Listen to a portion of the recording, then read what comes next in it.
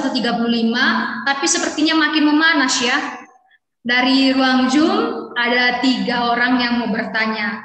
Kami persilakan dengan singkat, mulai dari Pak Johan. Apakah Pak Johan masih di ruang Zoom? Silakan Ya, bertanya, Pak. Ya, masih, Bu. Makasih. Mohon dihidupkan kameranya, Pak, biar kita bisa saling mengenal. Saya lagi sakit stroke, Bu. Sorry, saya lagi kemarin. Jadi, saya mau tanya yang singkat saja. Begini, apa perbedaan antara Tritunggal dan Unitarian? Itu saja. Terima kasih. Kami persilakan kepada Pak Esra untuk memberi tanggapan.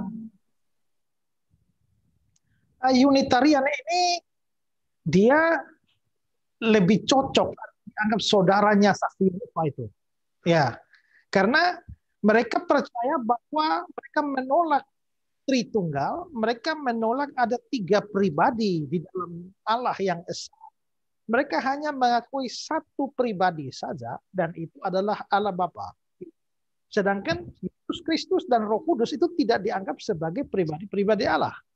Nah, ya, saya bolak-balik debat sama orang Unitarian, seperti Mas Donald yang Facebooknya itu Donald Wartawan Injil itu, ya. Itu dulu bolak-balik debat sama saya, lalu juga Beni Irawan, lalu sama saudaranya siapa lagi itu ya, ada beberapa orang, mereka itu persis saksi Yehova, dan mereka banyak mengambil ajarannya saksi Yehova dipakai sebagai dasar. Nah, jadi mereka betul-betul menolak kealahan dan juga ketuhanan Yesus. Nah, kayak misalnya saja ketika kita pakai menyodorkan Yohanes 20 ayat yang ke-28, ketika Thomas berkata, "Ya Tuhanku dan Allahku," ya demi penyangkalan ketuhanan dan kealahan Yesus, lalu si Franz Donner itu mengatakan itu bukan Thomas mengakui Yesus Tuhan dan Allah, itu Thomas cuma kaget saja, ungkapan kekagetan karena dia nggak membayangkan Yesus bangkit, tahu-tahu Yesus muncul di mukanya dalam keadaan kaget, lalu dia, "Ya Tuhanku dan Allahku." Nah, itu sama seperti orang kaget lihat tsunami lalu bilang, "Oh ya Allah, apakah tsunami itu adalah Allah?" Ya. Nah, begitu lihat gunung meletus, "Ya Allah, apakah gunung itu Allah?" Nah, itu cuma ungkapan kekagetan. Ya, tapi saya jawab, bodoh karena apa? Karena mungkin dia punya kebiasaan lihat tsunami, lihat gunung meletus, "Ya Allah." Tapi orang Yahudi tidak punya kebiasaan latah model begitu, kaget-kaget, "Ya Allah." Selain itu juga kalau kita lihat konteksnya, 1 ayat setelah itu Yesus bilang, "Ya kamu telah melihat aku dan kamu percaya. Tapi berbahagialah mereka yang tidak melihat namun percaya." Nah, Yesus menganggap pengakuan Thomas, "Ya Tuhanku dan Allahku," itu sebagai sebuah kepercayaan. Terlepas dari dia lihat baru percaya, dan lebih berbahagia yang tidak melihat namun percaya, tapi itu percaya. Kalau begitu pengakuan itu dianggap Yesus sebagai percaya. Dan ya kalau kita mau bicara dari itu pun, Islam kan sering menuntut, mana di Alkitab Yesus mengatakan akulah Tuhan, akulah Allah. Ya. Tapi kalau dengan Yesus tidak menolak pernyataan Thomas saja, seandainya Yesus bukan Allah, bukan Tuhan, dan Thomas salah ngaku dan dia diam dan tidak protes, itu kurang ajar itu.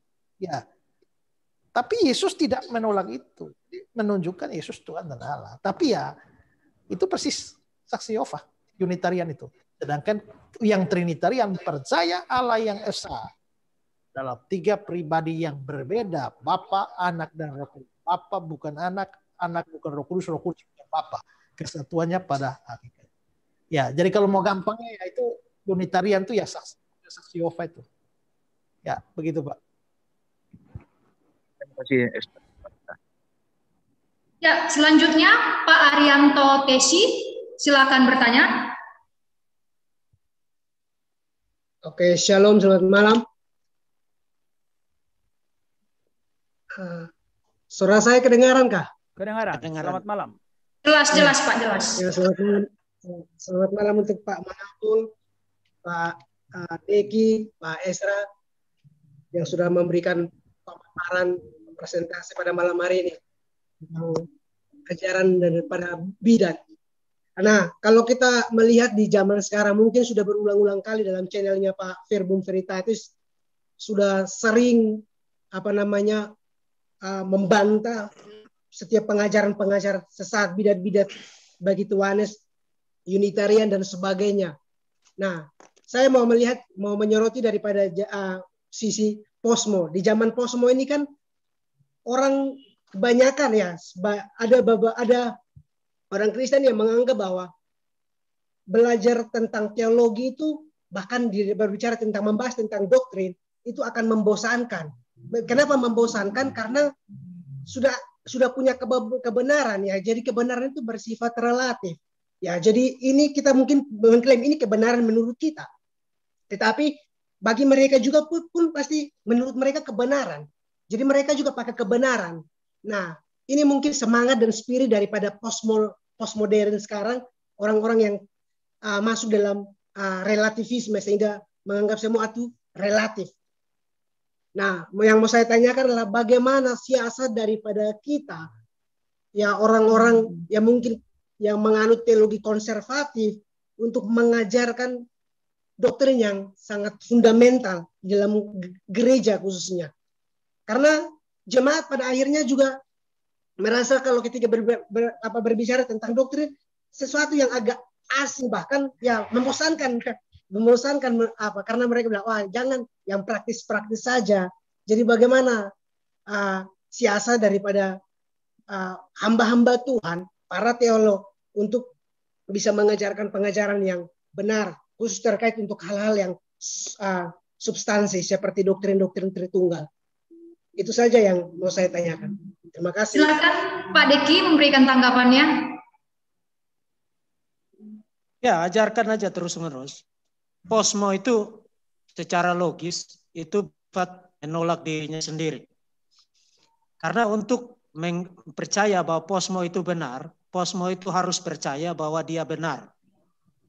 Jadi posmo itu adalah sebuah filsafat yang bangkrut pada dirinya sendiri. Itu secara logis itu menolak dirinya sendiri, self-refuting filosofi. Nah, bagaimana siasatnya? Saya selalu berpikir begini. Kenapa kita kalau sakit kepala, tiba-tiba yang kita ingat adalah bodrek? Karena terus-menerus dicantolin di otak kita tentang bodrek. Sehingga begitu kita sakit kepala, bukan berarti tidak ada obat lain yang lebih bagus dari bodrek. Tapi yang muncul pertama adalah bodrek. Kenapa? Karena minimal dalam satu hari, sekian puluh kali bodrek muncul di layar televisi dan kita tonton. Itu yang tadi saya bilang. Doktrin-doktrin yang benar, yang fundamental, yang merupakan core belief, inti keyakinan Kristen, jangan hanya diajarkan, tapi terus-menerus diajarkan. Karena orang suka atau tidak suka, tapi itu terus yang dia dengar akan nyantol loh. Akan nyantol. Masa kita kalah sama bodrek? Jangan kalah sama bodrek. Ajarin terus doktrin Tritunggal. Dia suka, tidak suka tetap nyantol. Itu jawaban saya. Terima kasih. Terima kasih, Pak. Terima kasih, Pak. Satu lagi dari Pak Yan. Bapak Esra mau menambahkan? Oh ya, silakan Pak Es. Jadi begini, memang ini kesalahan terlampau lama bertahun-tahun bahwa gereja itu tidak mengajar. Jadi ini perlu pembongkaran besar-besaran. Jadi menurut saya di sini mungkin gereja ini perlu diinjili ulang. Ya, kita tidak sadar bahwa Injil sendiri itu adalah doktrin. Ya, semua manusia dosa. Ya, manusia tidak bisa selamat dengan usaha sendiri. Allah mengasihi, Yesus Kristus datang, mati, menebus, bangkit dan sebagainya. Itu semua doktrin. Jadi menurut saya harusnya kalau gereja-gereja yang sudah terlanjur sekian lama hanya moral-moral, tidak pernah ngajar. Menurut saya gerakan penginjilan ke dalam. Injili ulang itu orang Kristen. Nah, hanya kalau mereka mengalami kelahiran baru, rasa cinta akan kebenaran itu. Nah, kenapa kok dengan ajaran kok rasa bosan? Jangan-jangan mereka cuma Kristen KTP saja. Ya, jadi saran saya memang harus perlu penginjilan. Kedua, perlu keberanian pemimpin-pemimpin gereja. Kita punya dua masalah. Mungkin pendeta mau dan mau, tapi jemaat tidak suka. atau jemaat suka, tapi pendeta tidak mau dan tidak mampu. Dan yang lebih jelek adalah baik jemaat dan pendetanya sama-sama tidak mau dan tidak mampu. Nah itu yang berat. Ya. Karena itu, nah di gereja saya kebaktian kalau khotbah itu minimal 1,5 jam. Saya pernah berkhotbah sampai 2,5 jam. Orang tidak bergerak. Ya. Nah saya pikir, tapi itu pengajaran setiap minggu. Jadi memang kita harus memulai dari situ. Dan saya sudah bilang, kalau mau cari khotbah pendek, jangan datang di gereja ini. Cari gereja lain saja. Kalau hanya mau butuh 15 menit. Ya, tapi kalau mau datang di sini harus siap. Dan saya menekankan sola scriptura sehingga tidak ada satu statement keluar yang tidak ada dasar ayat. Maka saya kalau khotbah itu bisa slide-nya bisa sampai 120, 150. Itu pengajaran semua. Ya. Nah, kalau kita tidak harus dimulai dari pemimpin-pemimpin gereja. Nah, makanya salah satu hal positif dari COVID ini adalah runtuhnya tembok-tembok denominasi gereja. Ya. Nah, dan ini bagusnya adalah bahwa orang bisa, kalau orang sebelum COVID, dia mau pergi ke gereja lain, sungkan dengan pendetanya, sungkan dengan jemaatnya, apalagi gereja-gereja timur yang orang kampung A, tahunya gerejanya A. Ya, orang kampung B harus di B. Kalau orang kampung A pergi gereja di kampung B, itu masalah. Tapi kalau dengan sekarang begini, orang boleh berselancar dan dia boleh mengikuti kebaktian di mana saja. Maka dia bisa mendapatkan pengajaran. Nah, tapi yang pengajaran baik. Tapi yang sesat-sesat juga online. Nah, karena itulah doktrin ini penting. Tapi kita juga perlu mungkin belajar kemasan. Bisa menyampaikan doktrin yang penting. Tapi dengan cara yang menyenangkan, yang mudah diikuti oleh jemaat. Itulah sebabnya begini. Orang dengar YouTube saja, dilihat YouTube 1 jam, dia sudah malas. Makanya orang usul, Pak, bagaimana Pak, di sekarang ini banyak orang senang yang cepat-cepat. Bisa nggak Bapak menginjil? Atau ngajar lewat TikTok yang hanya 1 menit? Akhirnya saya coba masuk. Memang sangat pendek. Itu ngomong tuh kayak dikejar setan saja tuh ya. Habis ya. Nah, tapi sekarang sudah 3 menit. Nah, saya memanfaatkan itu. Hanya masih diblokir, jadi tinggal menunggu blokirnya, lalu beritakan. Jadi ambil inti to the point. Tapi yang penting sebarkan. Saya setuju bahwa yang benar ini, ada satu kalimat bilang begini, salah satu syarat untuk kesesatan merajalela adalah kebenaran tidak disuarakan. Yang gila-gila, yang sesat-sesat ini rajin bicara. Tapi yang benar-benar diam semua. Ya, hanya beberapa orang saja di Indonesia teolog yang mau ngomong. Itu pun dituduh macam-macam. Mau cari follower lah, suka menghakimi lah, dan segala macam. Uang pikiran bodoh. Ya, kita bukan orang tidak punya kerjaan yang cari duit di YouTube atau cari nama popularitas di YouTube. Jadi kita sarankan kalau Pak Mangapul dan Pak Deki ini pimpinan sekolah teologi, dorong dosen-dosennya. Ya, supaya bikin YouTube juga. Kalau saya bukan rektor, jadi nggak punya kewenangan. Tapi bisa dorong-dorong orang saja supaya bisa. Saudara semua yang dengar ini, yang saudara sadar bahwa saudara punya ajaran yang benar. Lihat ada Pak Arianto, Pak Sei di sini, ada Pak Albert. Mari kita publikasikan. Ini bisa memenangkan wacana kita di dunia medsos. Medsos adalah area pertempuran. Medsos adalah ladang peperangan kita antara ajaran yang benar dan ajaran. Ya, baik. Itu tambahan saya. Terima kasih, Pak. Selanjutnya Pak Yan Suhendra. Shalom. Shalom, Pak Yan. Sekarang ya, terima kasih Shalom. Pak Mangapul dan Pak Deki dan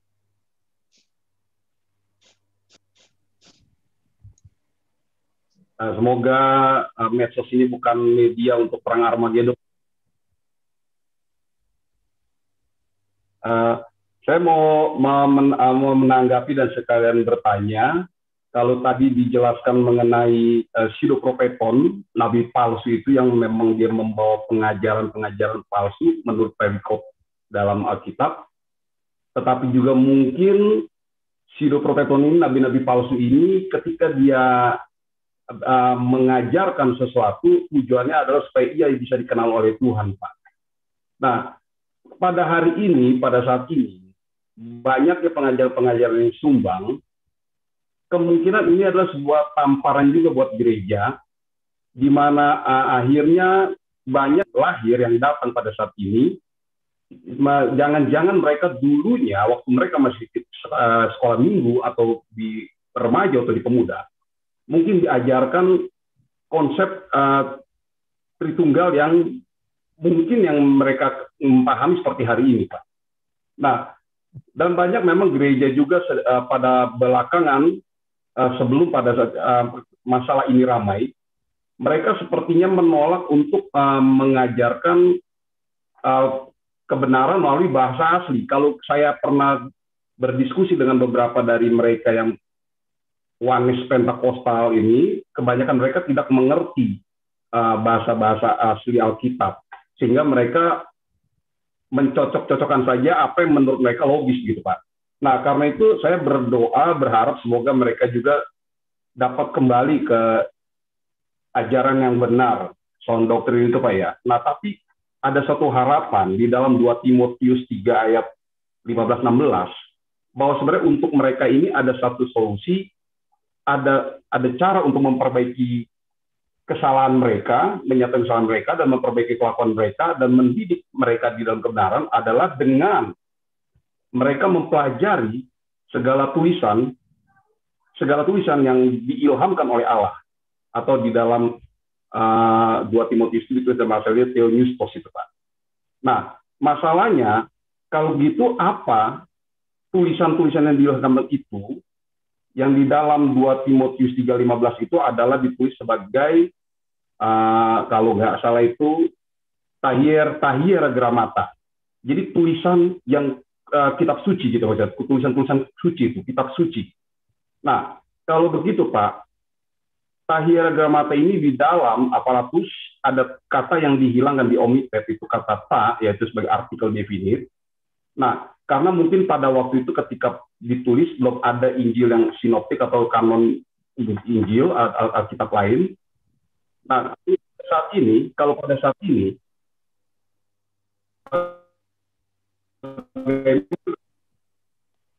bagaimana pada saat mereka dapat kembali memahami ajaran yang baik itu, Pak, yang meluruskan mereka, mendidik dan membawa mereka ke dalam kebenaran.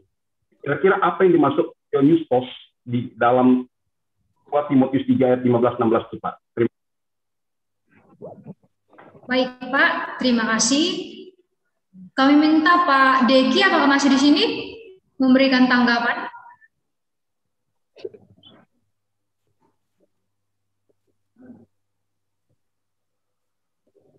Sepertinya masih reset.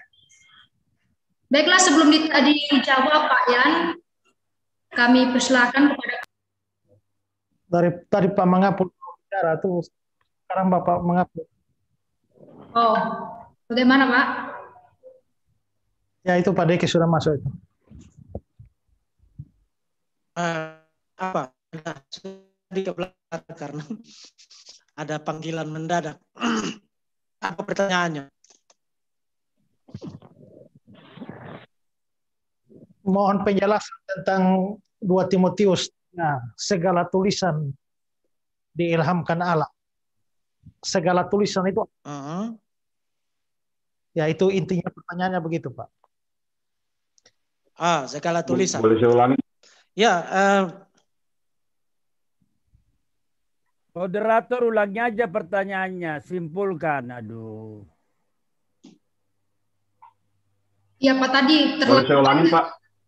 Ya, silakan ulang Pak Yan. Moderator aja, ulangi lagi, simpulkan pertanyaannya tadi. Yang saya dengar tadi Pak, ya bagaimana penjelasan tentang 2 Timotius 3:16 tentang tulisannya. Moderatornya nggak dengar. Sorry, Oke. tadi saya lagi ke belakang sebentar, saya nggak dengar pertanyaan. Jadi gini Pak Deki. Mungkin sebelum saya kasih respon, Pak Mangapul, Pak Esra, saya mohon izin duluan karena saya ada urusan mendadak. Ini sudah hampir jam 10 di sini. Ya, terima kasih Pak. Silakan. Saya boleh minta izin duluan, Pak? Terima kasih banyak Pak. Tuhan berkati. Ya. Pak Esra, Pak Mangapul, Tuhan memberkati. Saya mohon izin duluan.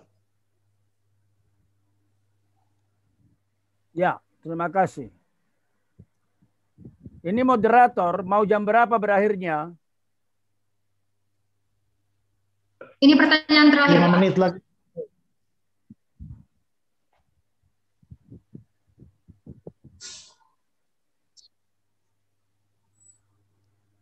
Silakan Bapak. Saya ulangin Pak ya. Langsung kepada pertanyaannya aja Pak Hendra. Ya, saya lihat Pak. Jadi pengajaran-pengajaran ini Pak lahir, kalau saya perhatikan karena mereka kurang memahami bahasa.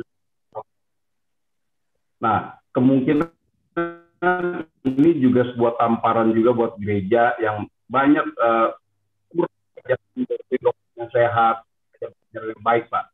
Nah, contoh ketika saya melihat itu kan supaya mereka bisa kembali kepada pengajaran yang benar, kepada pengajaran yang benar seperti yang diinginkan Paulus kepada Timotius di dalam 2 Timotius bahwa ada tulisan yang diilhamkan Allah yang dapat mendidik mereka, memperbaiki kelakuannya dan membawa mereka ke dalam kebenaran. Kira-kira Pak, kalau untuk saat ini Theopneustos yang dimaksud itu apa Pak? Untuk memperbaiki mereka yang memberikan ajaran-ajaran sumbang gitu loh Pak maksudnya. Terima kasih Pak. Baik. Siapa yang menjawab? Silakan Bapak juga. Pertanyaan di YouTube masih banyak nggak? Atau mau diakhiri di sini? Sepertinya pertanyaan di YouTube. Kalau mau diakhiri di sini, berarti setelah pertanyaan ini kita tutup. Tetapi kalau masih banyak pertanyaan, mengingat Pak Esra juga baru masuk, itu masih kuat itu Pak Esra, maka diselingi dulu nanti dengan pujian. Bagaimana moderator? Baik Pak. Jadi kita selingi pujian sesudah ini, begitu? Iya Pak. Kita beri waktu nanti 30 menit lagi tambahan Pak. Oke. Sebenarnya kita tutup jamnya itu dijelaskan supaya yang dengar bisa tahu. Misalnya sampai jam 10.15. Begitu ya. Pak Hendra, jawaban saya singkat aja ya supaya bisa sama yang lain. Theopneustos yang di 2 Timotius 3 itu yang mengacu kepada firman Tuhan yang adalah kanon. Ya, jadi jangan kemana-mana. Jadi all the scripture is God breath. Ya, pasagrapa itu. Jadi terjemahan Indonesianya memang bahaya. Karena ada kata yang diilhamkan Allah. Seolah-olah ada Alkitab yang tidak diilhamkan Allah. Jadi harus dibuang itu kata yang. Segala tulisan diilhamkan Allah. Itu mengacu kepada seluruh perjanjian lama. Lalu bagaimana kita menerima perjanjian baru? Itu otoritas Tuhan Yesus dan rasul-rasul. Nah, masalahnya adalah kalau kembali kepada pertanyaan daripada Bung Albert tadi, saya harap saya bisa simpulkan nanti di belakang. Sebagaimana tadi seorang penanya katakan, ya memang yang maunya yang sederhana, yang praktis, nggak suka yang doktrin. Ya kalau udah begitu, wajar kalau terjadi penyesatan. Misalnya, secara jelas dikatakan Pak Yosua Theo, jangan baca itu teolog-teolog. Yang penting baca Alkitab. Nah ini pasti jadi bidak semua ini. Ketepatan yang mendengar diam sangat banyak. Dan salah satu yang paling top di Indonesia itu Pak Erastus Sabdono. Beliau juga punya posisi penting memiliki STT. Beliau juga punya posisi penting di Departemen Agama. Tetapi apa yang terjadi? Kalau tadi dikatakan supaya Departemen Agama dan yang terkait membereskan doktrin, loh, Pak Erastus punya buku, yaitu yang Tritunggal itu sendiri adalah persis seperti bidat. Tetapi beliau yang dipercaya oleh dirjen. Jadi istilahnya kata Pak Deki dan Pak Esra tadi, yang punya kebenaran tidak punya posisi. Atau tidak mau bicara di YouTube seperti kata Pak Deki tadi. Saya merasa bersalah. Karena saya baru muncul di masa COVID, itu pun karena dipaksa-paksa orang. Sehingga benarlah kata orang, katakanlah kebohongan 1000 kali, maka akhirnya kebohongan berubah jadi kebenaran. Benar kata Pak Esra, ketika kebenaran tidak disuarakan, maka kepalsuan terus-menerus disuarakan, maka itulah kebenaran. Nanti akan saya lanjutkan ditutup. Di dalam bagian penutup maksud saya. Boleh diselingi dulu supaya nggak terlalu capek jemaat kita. Baik, silakan diputar selingannya.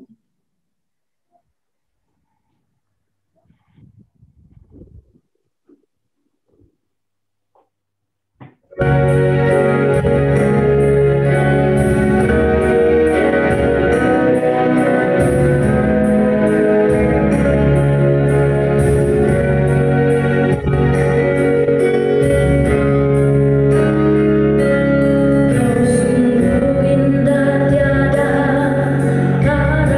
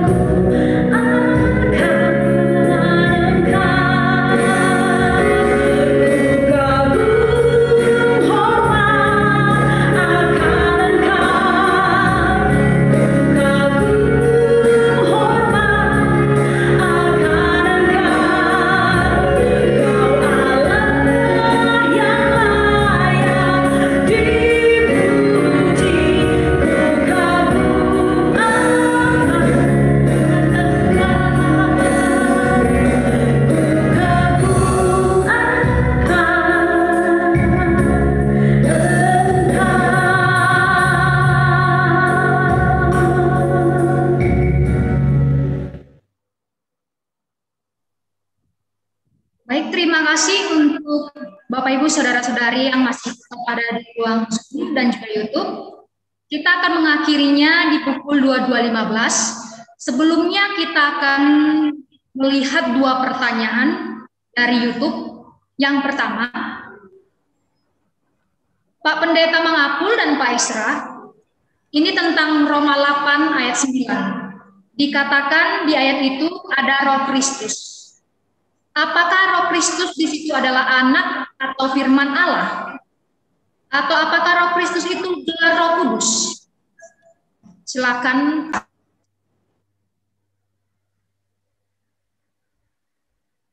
Ya, Roh Kristus jelas Roh Kudus, singkat saja. Ya, terima kasih ya Pak. Roh Kristus, Roh Allah sama. Apa lagi? Kemudian Bapak Esra setuju. Oke, pertanyaan terakhir. Bagaimana tanggapan narasumber tentang pernyataan bahwa Allah Tritunggal itu yakni Allah Bapa, Anak, Roh Kudus yang memiliki keesaan nama yaitu Yesus Kristus? Apakah pernyataan ini sesat? Itu salah. Pak Esra aja yang jelasin, nanti saya tutup karena ini yang kedua kan. Tapi itu salah. Ya Pak Esra. Ya, saya kira justru saya pernah dengar orang Suhento Liao. Di gerejanya ada formula baptisan, aku membaptis kamu dalam nama Bapa, Anak, dan Roh Kudus, yaitu Yesus. Jadi ya dianggap ya Bapa itu ya bernama Yesus, Anak itu ya bernama Yesus, Roh Kudus itu ya bernama Yesus. Tapi itu kan ngawur. Yesus itu adalah nama manusia yang diberikan untuk inkarnasi pribadi kedua. Ya, jadi Bapa, Anak, dan Roh Kudus. Nah, Bapa, Anak, dan Roh Kudus, Yesus ini Sang Logos, Sang Firman itu pribadi kedua. Pada waktu pribadi kedua, jelma jadi manusia, lalu diberi nama Yesus. Jadi tidak bisa Bapa nama Yesus, Roh Kudus nama Yesus, tidak bisa. Itu Yesus adalah nama pribadi kedua dari Allah Tritunggal. Ya. Ya, terima kasih Pak. Karena waktu kita sudah habis, mohon maaf buat Bapak Ibu, Saudara-saudari yang tidak dapat kesempatan untuk bertanya. Mungkin di lain waktu ketika ada kesempatan lagi membahas tentang hal ini, bisa bertanya kembali. Kami serahkan kepada Bapak Mangapul. Ya, Bapak Ibu sekalian, terima kasih atas perhatiannya dan bertahan sampai jam ini. Dan juga kepada Pak Esra yang dapat bergabung melayani. Saya coba mengulangi sebagai penutup begini. Sebagaimana pertanyaan Bung Albert tadi, jadi sebenarnya bagaimana cara kita menangkal? Nah, ada yang melihat buku ini? Nah, ini adalah buku dogma Christian teologi yang sangat standar oleh seorang yang sangat mengasihi Tuhan Yesus. Ya. Nah, buku tebal seperti ini ya wajib kami baca. Ya, wajib dibaca ini. Ini buku tebal ini. Udah berapa kali saya tunjukkan. Ya. Tapi masalahnya adalah kalau pendetanya nggak pernah mau baca, bahkan muntah. Kalau pengajarnya nggak mau baca, bahkan memusuhi. Dan itu kenyataannya Pak Esra. Banyak pendeta begitu lihat buku pusing. Makanya saya pikir salah satu cara setan menghancurkan gerejanya adalah justru membuat jemaat jauh dari kebenaran. Dan setan menipu, mari kita baca Alkitab saja. Kalau dikatakan jangan baca Alkitab, tentu kan gak akan laku kan? Gak ada yang mau mendengar itu. Betul nggak? Mana mau? Tetapi Kalau dikatakan menjauh, baru mau. Nah karena itu, saya akan mengulangi pertanyaannya Pak Albert, mengulangi pernyataan dari Pak Esra tentang ini dia. Ini kalimatnya Rasul Paulus kepada Timotius di zamannya setelah dia melawan semua ajaran sesat. Sebagaimana 2 Korintus 5 yang dikutip oleh Pak Esra tadi. Kami menawan, kami menghancurkannya. Dan mohon doa Bapak Ibu sekalian, inilah semangat kami. Terima kasih Pak Esra dan kawan-kawan. Jadi kita udah masuk di YouTube. Ibarat satu pepatah katakan kita sudah siap tempur berperang. I know what I believe. Kita belajar tidak sembarangan. Cuman memang nanti masalahnya ada orang merasa dirinya hebat, pintar, dan menuduh kita dokter kerupuk. Keruyuk. Nah, beginilah caranya kalimatnya Rasul Paulus kepada Timotius dan pada kita di zaman ini. Ya, 1 Timotius pasal 4. Pertama dikatakan ingatkan selalu. Ini tadi dikatakan Pak Esra dan Pak Deki. Selalu mengingatkan. Jangan berhenti. Ya, engkau akan menjadi seorang pelayan Kristus yang baik. Terdidik dalam soal-soal pokok iman. Ya. Yang kedua, jauhkan diri dari pengajaran yang kacau. Misalnya, Tritunggal itu udah jelas ada bidat, ada ajaran Bapak Gereja. Jadi ajaran Alkitab sudah dijaga, dipegang oleh Bapak-Bapak Gereja turun ke reformasi. Itulah yang kita ajarkan. Jadi kalau dikatakan Allah itu Esa, ya, Tritunggal itu Esa. Makanya Tritunggal. Tapi Esa seperti apa? Itulah yang disebut dengan Allah kita Esa di dalam kesatuan. Yaitu Bapa, Anak, Roh. Barangkali sama seperti kita punya tubuh, jiwa, roh. Kita juga punya 3. Tubuh bukan jiwa, jiwa bukan tubuh. Tubuh, jiwa, roh. Tubuh adalah tubuh, jiwa adalah jiwa, roh adalah roh. Tapi bukan 3, tapi 1. Barangkali bisa menolong ya. Jadi Allah itu Allah Tritunggal. Dapat dibedakan tapi tidak dapat dipisahkan. Nah kalau dikatakan yaitu Yesus Kristus itu bidat. Nah masalahnya Bapak Ibu mau ikut yang mana? Kalau mau ikuti yang salah ya ini ayat 7. Tapi kalau mau ikut yang benar, nah jauhkan. Lalu yang ketiga dikatakan setelah jauhi ajarkan terus kebenaran. Ajarkan. Ya.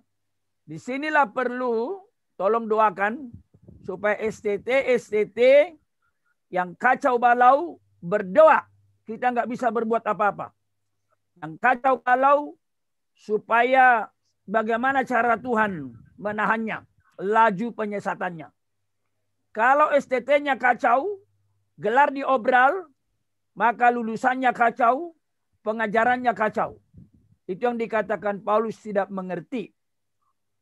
Ya, maka akhirnya disimpulkan terakhir. Jadilah teladan. Ini dia penting. Jadi teladan. Makanya tadi saya berkata di sini, mengapa ada kanon? Mengapa ada, ini dia. Mengapa ada kanon? Mengapa ada pengakuan iman? Mengapa ada konsili-konsili? Mengapa ada istilah bidat? Mengapa ada itu? Itu melawan semua pengajaran tidak beres. Ketika kacau ajaran waktu itu, maka disimpulkan harus ada kitab suci kanon. Tapi kanon masih terlalu luas, terlalu banyak. Maka coba simpulkan pengakuan iman rasuli, Bapa, Anak, Roh. Lalu Kemudian terjadi pergumulan. Ada konsili-konsili. Kesimpulannya Kristus adalah Allah dua sifat. Allah sejati, manusia sejati. Allah yang esa itu dalam oknum Bapa, Anak, dan Roh. Di luar itu adalah bidat. Mohon didoakan supaya STT kita, STT yang benar, seperti STT Amanat Agung, STT Reform, saat yang sungguh-sungguh setia kepada kebenaran, supaya makin maju, dan mereka seperti kata Pak Esra, bicara dengan berbagai macam strategi. Mengapa Alkitab kita ditulis dalam bahasa Yunani? Padahal mereka orang Yahudi.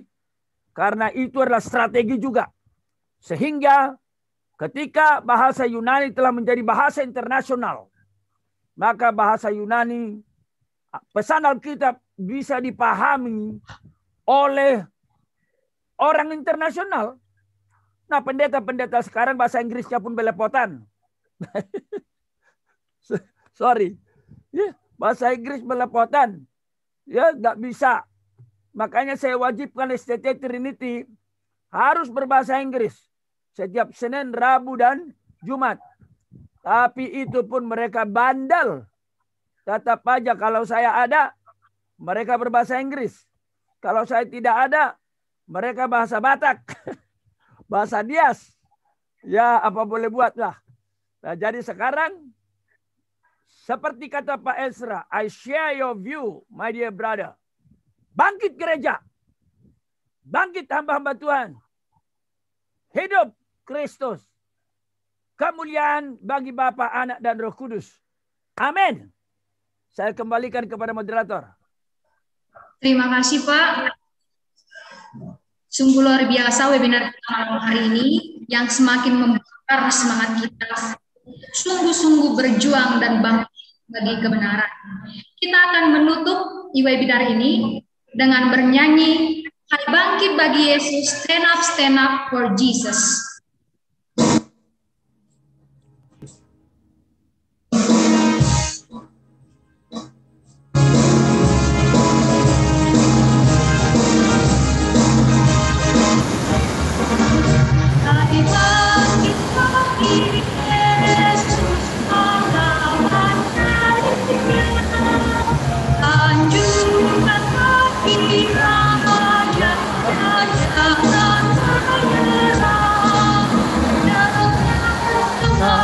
Semakin jaya Tuhan berjaya setiap dapat menyembah.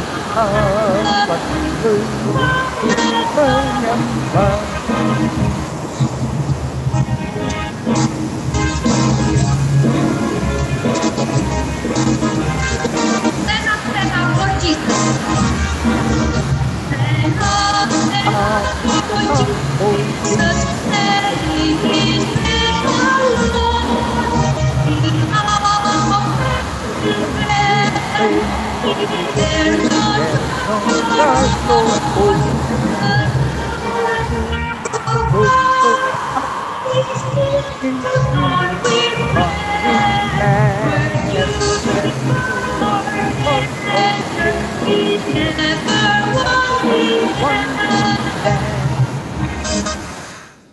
Silakan Bapak dalam doa.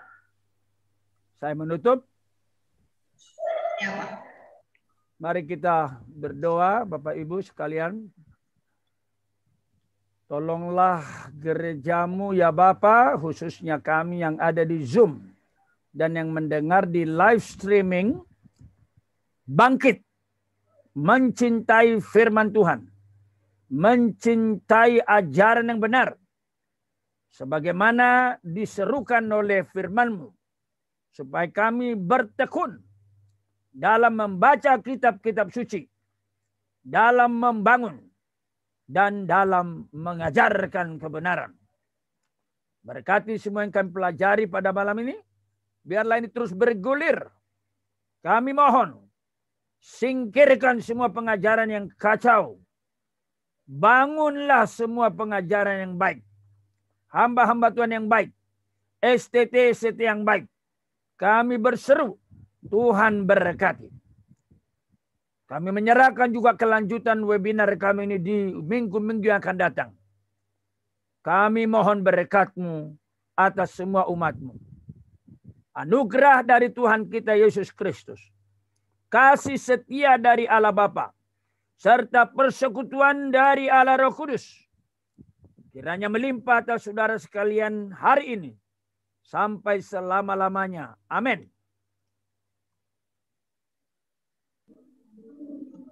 Nah, sekali lagi terima kasih buat Bapak Ibu yang ada di Zoom dan juga saudara-saudara